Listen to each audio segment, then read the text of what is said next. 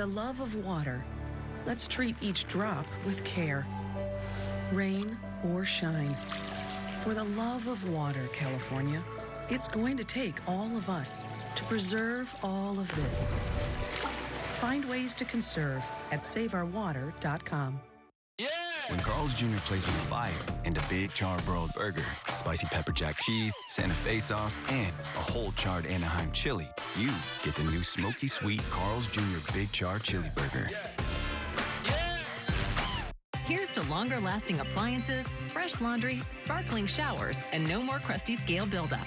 Call LifeSource, whole home water systems that prevent scale without the hassles. Come home to clean water for life. Call on the source, LifeSource. Listen for Frank Buckley. LA residents and business owners are concerned about the uptick in flash mob smash and grab robberies. LAPD Chief Michael Moore is here with us live to talk about efforts to stop the thieves. It is sentence.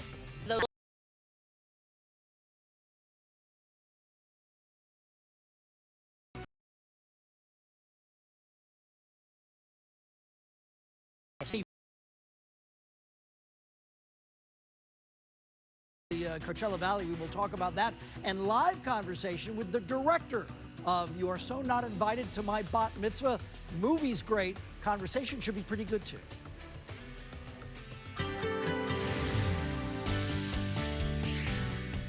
All right, and the weather's looking absolutely fantastic. I misnamed this camera. I said it was the Mount Wilson camera. No, we're looking at up in the mountains of Big Bear. Beautiful, beautiful, clear skies. A little bit of haze, and some of that is just dust getting kicked up. But it's going to be a great Big Bear weekend. Otherwise, it's going to be hot right here in the valleys in the Inland Empire. 74 for the coastal areas today, downtown 84, 93, San Fernando Valley. High Desert 94, Inland Empire 93, Orange County Inland at 85 degrees. Ginger with traffic. We're discussing the words. We're kind of excited, but then we're afraid to be disappointed. Producer Tommy and Divine and I think that was my fault. I think I mistakenly called that one originally as the Mount Wilson camera, but you knew there was something wrong with my my eyesight on that mark. Hey, good morning to you guys. Good morning, everybody. We have a couple of things that could really tie things up. So 10 westbound side at Normandy Avenue, you know, the crash with 3 cars, that right lane is blocked. I feel like on a good day, it's at 12 miles per hour. So I think it's slightly slower than what you're seeing here. Nevertheless, this is a tough drive. Look at how busy it is in both directions. That's why I like Washington. I mean, some people prefer Adams. Some people like Pico, Olympic. Any way you slice it, those are all good alternates. I like Washington because then, you know, it's pretty easy for you to get back on again from farther to the west at about, say, Robertson, right? That crash is in the right lane. So we do have police activity right here through. I mean, if you're not terribly familiar with the spot, it can be a little bit confusing and challenging.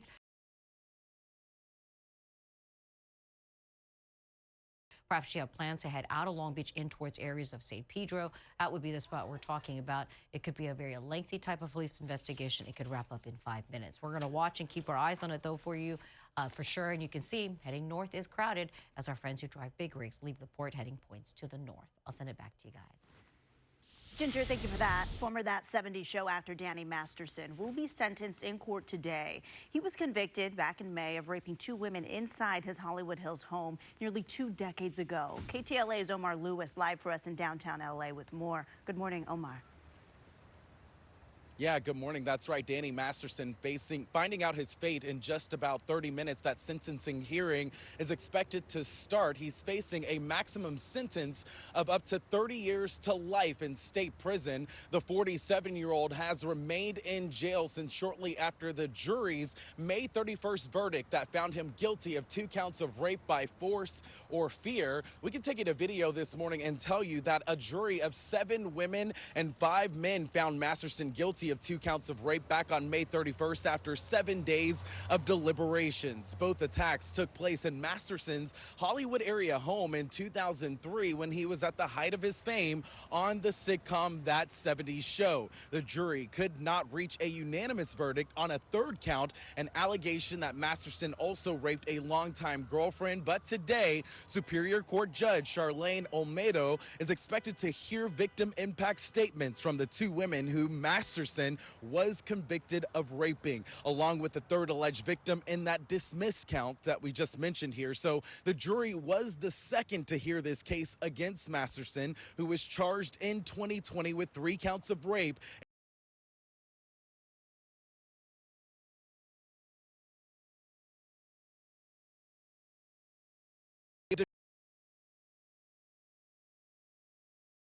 Declared on November 30th. In closing arguments of the retrial, the prosecutor told the jury that Masterson drugged and raped each of these victims and went on to say it's time to hold him accountable for what he has done. Again, jurors in that retrial convicting the actor of 2 counts of rape. And last month, the judge rejecting a defense bid to delay this sentencing, saying there was no reason to postpone it. So that is why, in fact, that today here at 8:30, that sentencing will take place. Of course, we'll bring that to you once it happens, but that is the latest for now here live in downtown LA. We'll send it back to you in the studio in Hollywood. Okay, Omar, we thank you for that. This morning, a judge in San Bernardino has blocked Chino Valley Unified's controversial transgender policy. It requires school employees to notify parents within 72 hours if their child identifies as a gender that's different from their birth certificate. KTLA's Annie Rose Ramos live in Orange, where the school district there will vote on its own policy tonight. Annie Rose, good morning. Hey, Jess, good morning to you. Well, the debate over this hot button issue becoming even more heated because it has now reached the inside of the courtroom. The two sides coming before a judge in San Bernardino County yesterday, as you mentioned, and the judge says this essentially is whittled down to one side of protecting students' privacy right pitted against the parental rights. Take a listen. The purpose of the policy was, quote, to put a stop to transgenderism. The board could not have made its intent any more clear. This is a discriminatory policy that targets an already marginalized group of students. Our board policy only affects students that want official changes to their name and gender, to access sex-segregated facilities, to play in sex-segregated sports consistent with their gender identity. There's nothing confidential about it. You're isolating parents and saying, you're the only people that are a part of our education family that we're not going to tell about this.